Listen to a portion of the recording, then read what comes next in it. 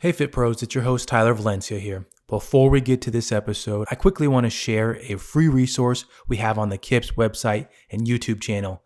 If you're struggling with your online workouts or just want to see the items that we recommend, check out our virtual training resources page. You'll find breakdowns on streaming setups, reviews on microphones, and other free videos that can help you build your fitness business today. Did I mention they're free? Go check them out at the link in the description or head over to our website to find them under the blog tab.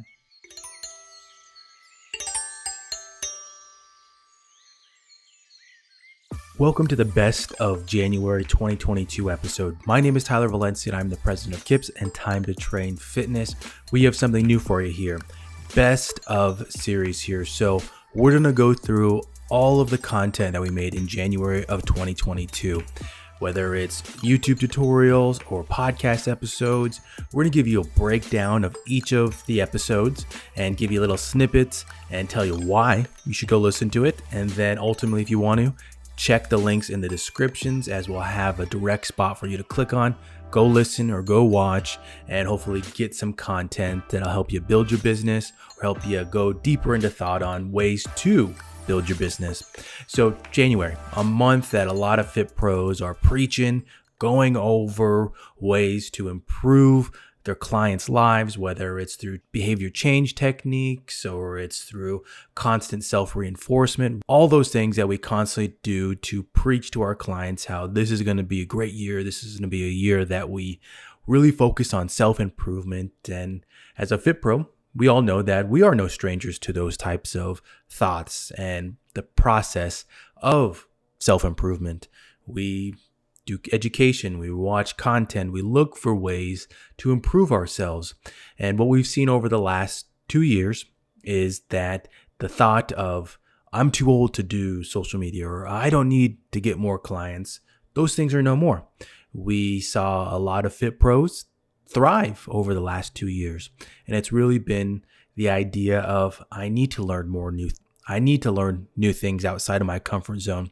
I need to learn better practices for social media. I need to find ways to get more clients online, things that have really pushed the boundaries of the fitness industry.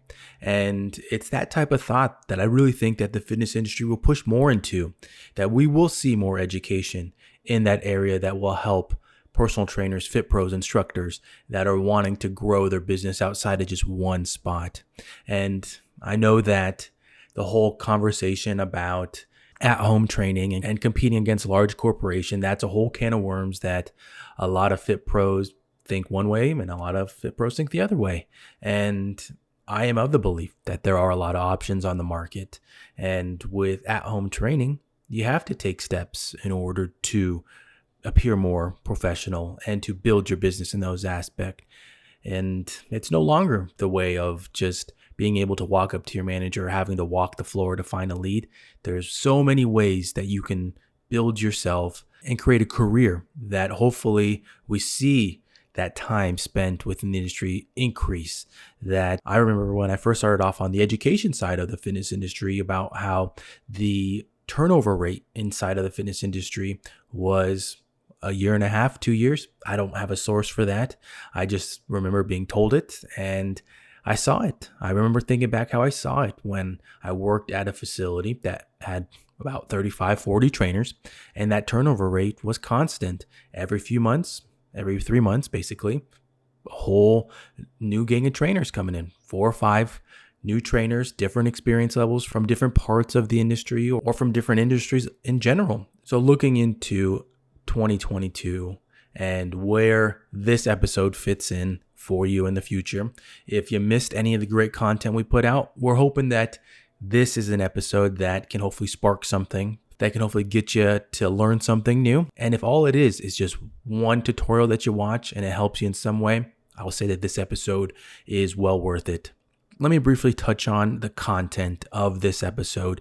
We have 4 YouTube tutorials that we're going to go through first, just briefly talk about them and the idea behind each one of them. And if it sparks something, like I mentioned before, head to the links in the description. You can quickly find where you can watch the full video. And if it has any value for you, let us know. Let us know that that you listened to something from the podcast, that you headed over to watch the tutorial and you got something from it. That's feedback that we appreciate and helps us create more content.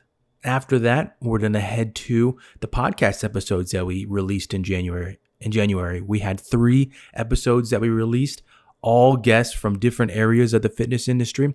And we're going to briefly talk about the guest and then go into a clip from that episode that'll give you a good snippet of what it's about. With jumping into the YouTube tutorials, a common theme that I talked about in these tutorials was value. How do you create value within your business, your at-home business, your online training? What are those steps that you take? A common thing that I talked about was when you worked inside of a gym, you often would talk about your certifications, you talk about your education, your experience, things that when you sat in front of a client, they're looking at you and you're trying to convince them, hey, here's how much a PT package costs. This is the benefit of training with me, the value, all things that are ingrained in us as a fit pro when we work in a gym. But how does that apply to being an online instructor, being someone that teaches workouts? I would say that it's slightly tweaked. The value that you create comes from the appearance, the sound, the way that someone watches you on the screen. What is that experience that they get from tuning in to joining a Zoom workout with you? What does that look like? And so the tutorials that we made are about that. Self-improvement, but through the way of technology. The first one we're going to talk about is a tutorial called 3 Tips for Creating Your Virtual Studio. In this one, I go through how you can create a studio inside your home and the reasoning behind each item. The one I really want to touch on is about what people see inside a frame. You might think, oh, I don't have the time, I don't have the space, or I don't have the budget to remodel someplace in my house. And I'm going to tell you that you don't need much space. Really think about what's inside a frame. When you set up your camera, whether it's your iPhone, your iPad, a webcam, or a mirrorless camera, what's inside the frame is what people see. People don't see what's behind. You might have an office, a bedroom, your full living room, a kid's room, whatever it might be. People don't see that. They just see what's in front of them. So it's important to remember that all I need to focus on is what's in that frame, knowing your sides, knowing the top, the bottom, what's in frame. And that's where your attention needs to focus on. Sometimes it might just be a fresh coat of paint. Sometimes it might just be investing in some gym flooring that you found off of Facebook Market for super cheap. These are things that are talked about in this tutorial and how it can impact a space inside your home. I do have to say that I'm not someone that's going to tell you you need to go buy thousands of dollars worth of equipment in order to make a space. You could do it for rather cheap. I do showcase one of my filming spaces within my house, and with that one, it's inside of my office. But in frame, you don't even know. You don't know what you're seeing on the sides of it, behind the camera, because that's the beauty of online workouts. It's just focusing on what's in front of the camera. If that sounds interesting to you, make sure you head to the link in the description. Check it out, see what you learn, and maybe drop a comment of something you potentially learned from making your own filming space, something that potentially can help out somebody in the same position as you. The next tutorial that we created in January was about the best webcam for online workouts. And with making something like that, of course, you get people that will say, well, I use this camera and it's really good for me. And there's so many options out there. That's always important to point out. There's so many options out there for webcams, for cameras, and for creating content. So when we make something like this, it's based off experiences and research and really the value of this camera. So the one we talk about is the Logitech Stream Cam. This option comes in around $180 and it can stream in 1080p and 720p. We're talking about the quality of it, the video quality of it. It's important to remember that when you stream, those things can vary depending on your internet connection, your internet speed, your upload speed. If you have a slow connection, the quality is in a decrease. I have seen a ton of Zoom videos that when you download them, it's only coming in less than 720p despite having a HD camera. So keep those things in mind, that checking off the box for a webcam is just doing that. You're checking off something that you know is going to be quality, and under perfect circumstances, you can create content that is of that higher level. One of the big reasons why we focus on this webcam, the Logitech Stream Cam, is its autofocus capabilities. When you think about online workouts, creating content online, whether it's through Zoom or for your on-demand library. It's dynamic. Fitness pros are moving side to side, up and down, and that constant movement requires a camera to stay with the subject. So you need something that can autofocus constantly with the subject. And this is one of those cameras. That is one of the big things that a lot of other tutorials that I had to watch on this camera talked about, the autofocus capabilities. So keep that in mind when you're looking at options online. And with a camera like this, remember, Logitech is a name brand that you can invest in, that you know is going to last, because when you search through Amazon, you know there's pages and pages and pages of options on there. So finding an option that you know is going to be dependable is something that you can build with. Now, another area that is not part of an entry-level certification, it's not part of any real certification out there until the last 2 years when more content started coming out for creating online workouts, but it's lighting. Where do you start for lighting? What do? You search through Amazon, same thing as the webcam, and there's so many options out there. I've joked in previous podcast episodes how I'm not a fan of ring lights, and I'm still not a fan of ring lights.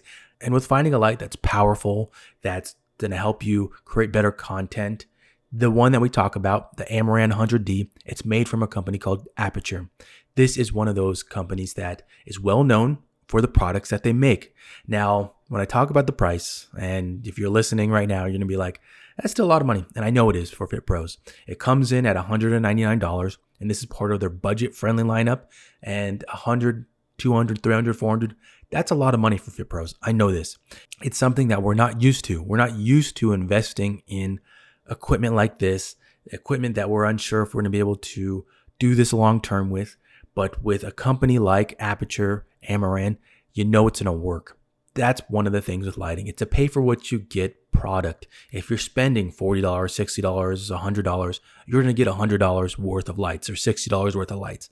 This option, it's super powerful. And in this tutorial, what I do is talk about the light, show you the specs, and then also test it against other lighting options at different price points. So go ahead and check that one out if it interests you, if you're looking for a light, and if you're looking for something to help you build up your lighting setup. The last tutorial that came out in January was the ultimate streaming package for Zoom. Now, we did a ultimate package probably 6 to 8 months ago. And in that one, we utilized the iPad Pro. Now, an iPad Pro, solid piece of equipment, solid device that you can record content with, stream with, that has a lot of capabilities that people have with laptops. Now, the reason why we made another one, and we distinctly put the word Zoom in it, is because, one, a lot of people use Zoom for their online workouts, to teach online workouts, teach classes, teach clients. And the other factor is that if you've used Zoom, you know that's adapted. It's constantly changed from 2 years ago when you first logged on, the features of it, and even the capabilities of it.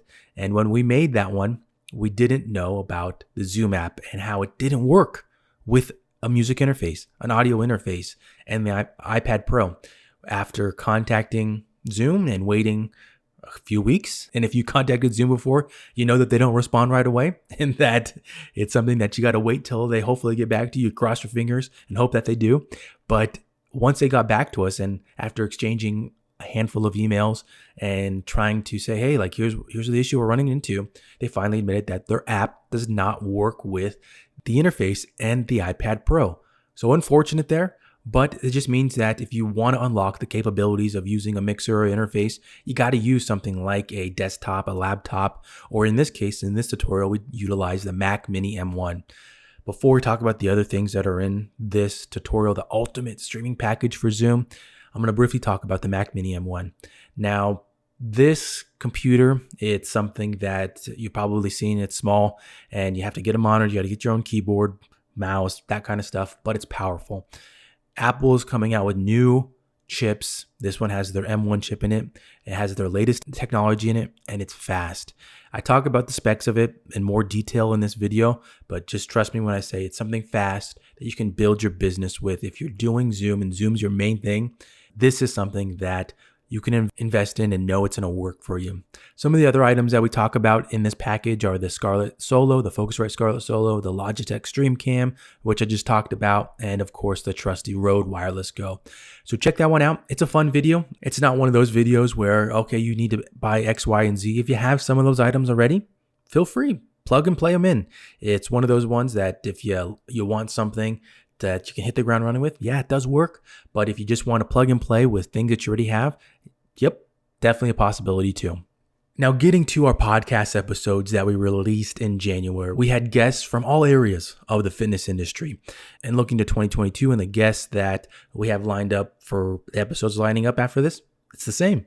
All areas. We want to make sure that the value that we bring through the podcast can help anybody and hopefully open up your mind to ways that you can improve. Sometimes when you have a guest on, they're talking about one certain area, but think about the concepts that then you can apply to your business. It might not be apples to apples.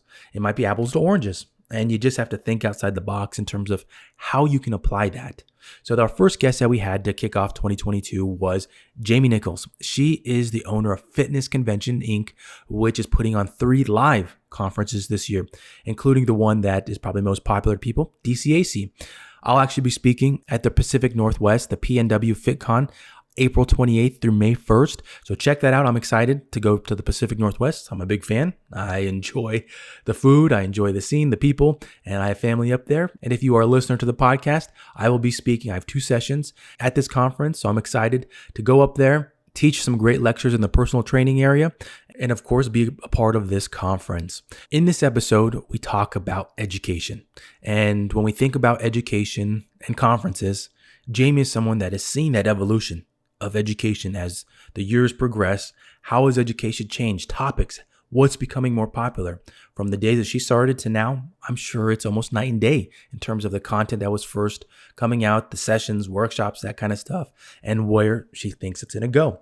So in this clip that we're about to share, she talks about what areas she thinks is going to be important in the future of education. Let's listen in on the clip. And to continue on this, with things are shifting, how education is shifting, the new opportunities out there, what are some other areas other than business that you could see growing? Looking at the way it's shifting, I think obviously the way that you offer your classes, I think each part is going to grow. I think in-person classes are going to grow. I think virtual classes are going to grow. And I think hybrid classes are going to grow. And I don't think if you're offering classes to your community that are hybrid, that's a little bit different setup than offering an education conference. One of the tricky things we had with that was how to set up your PowerPoint to show to the room and stream through Zoom at the same time. You're not going to have a PowerPoint if you're teaching a group fitness class or doing personal training. So I think, hybrid is a really good option for those people that are doing one-on-one trainings or small groups. I definitely think both just virtual and hybrid classes and training sessions are going to grow. I think that programs for active aging populations are going to continue to grow. That's been popular for some time now, and we have always offered it. And I think it's really important now. I know that Dr. Dan Ritchie does a class for caregivers. I think that's really important. I think because the older population is, I think because more people find themselves in a position as a caregiver, you need to know how to exercise with people. I think that it's not the same as what we're doing day to day. Yeah. I think bar classes are going to grow. I think that mental and emotional wellness as a whole is going to grow. I think that the fitness industry is shifting from just physical appearance, and has been for quite some time, to wellness as a whole, making sure you're mentally healthy, making sure you're emotionally healthy as well as physically healthy. Yeah. I think recovery strategies, whether it's like heat and cold, flexibility, post-workout nutrition, stretching classes, what you can do for recovery is becoming more important in the industry. Career development, as I've talked about, how we're going to have a whole panel on that, and community. I also spoke about that. And then I think it's needless to say, trackers and wearable technology. People like the technology. I think that's going to continue to grow as the new technology develops and I've always been kind of fascinated. The next guest that we had in January was Cruz, a returning guest, and to this date, one of the most popular guests that we've had on the podcast. And it's for a reason. What she's doing up in Oregon, Central Oregon, is amazing. Her and her husband have grown over the last 2 years. The first time she came on the podcast, we talked about how they were growing during the middle of 2020 and the steps that they were taking with their online workouts. And in this episode, we talk about experience, customer service, things that anybody that's been to a gym, worked in a gym, they know. They've had that experience where they walk in and somebody doesn't even look at them. They don't even acknowledge them. They'll say hi, take the time to learn their name, things like that, that if you were part of that, you start to think about, why aren't we? Why aren't we taking those extra steps to make our customers feel welcome, to feel like they belong to something special?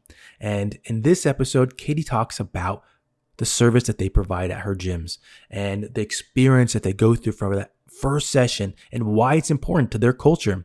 So let's listen in as Katie goes through this experience and what she thinks about customer experience. I like to treat people who come into our gyms as though they're coming into my house. So when someone comes to my house, I welcome them. I show them where things are. I show them where the bathroom is, where to put their things, where to get water. And we greet each member by name. We give them that same experience. You know, we welcome them, we cheer for them, we motivate them. The greetings are huge. I've been to so many gyms throughout my 45 years of life. And sometimes I don't even get a hello. And in group fitness, it's all about the experience. And people who do group fitness are here to work out with like-minded people. They want the social aspect. And now more than ever, like, we need to feel connected to others. And, you know, our coaches training is all about the member experience, greeting those members when they come in, introducing them to each other. I do what's called a forced interaction. And if I know I have a teacher in class and another teacher in class who've never met, then I bring them together and, you know, say, oh, this is so-and-so, she's a teacher, and oh, you're a teacher too. And then they get to talking and then I kind of walk off and I go talk to somebody else. So it's just connecting people.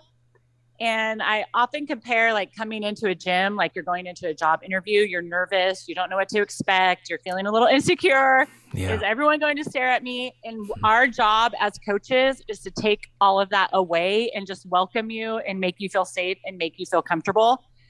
And it's a legitimate thing that we're doing. We're not doing it to be fake or, you know, just to get the members. Like, we sincerely care about each one of our members because they are what make us great. So we can give you the hardest workout, but if you don't feel valued or connected to anyone in your class or to your coach, then, I mean, you're not going to come back. And every gym member probably has a shelf life, but we have members who've been with us for 5 years. So awesome. Yeah.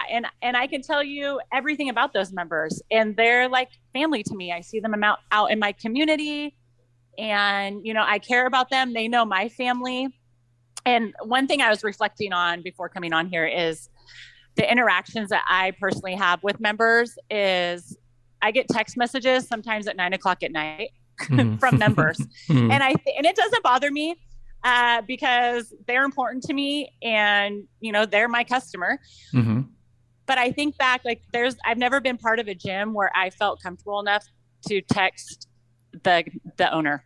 So I'm really proud of that. I take a lot of pride in that. Sometimes it bothers my husband, but I'll always respond to those text messages. I love them. I love getting text messages, you know, members telling me they got their first box jump, or I was out on a bike ride today and I could hear you telling me, like, to keep pushing, and I got through it. So it's the things like that that keep me going. And that's what motivates me, is I want to help others. I personally feel a satisfaction when somebody succeeds, and it makes me feel good to watch them succeed. So that's where I get my drive from. And again, just making people feel welcomed and special and important, because they truly are to us. Now, the last guest that we had on the KIPS podcast was Christa Fairbrother. Christa comes from the Aqua Yoga realm, but a part of what we talk about is aqua fitness in general. And I'm going to be one to say that I'm a fan. I'm a big fan of aqua fitness, water aerobics. I think it's a big untapped area for fit pros. And that stereotype that we're thinking about, if you're listening right now, you're probably thinking about what the participants that go to those, they're the active aging community. It's not clients that I train. And I'll tell you right now that I'm someone that works out in the water quite a bit. Once it's warm enough in the area that I live, I'll go in the pool 2-3 times a week and do some exercises because it's great. It's great work, the resistance, all that kind of stuff, and it's expanding. There's so much more that you can do, and it's applicable to all populations. So think about adding that to your offerings as a trainer, how you can add that element to your clients and the ability to work within the water. It's a whole nother area that creates value, things that we've been talking about a lot through this episode. Now, coming back to perception and the way that we look at water aerobics, in this episode, Christa gives her feedback on the perception of water aerobics and then talks about how water fitness has evolved over the years. That is a great question.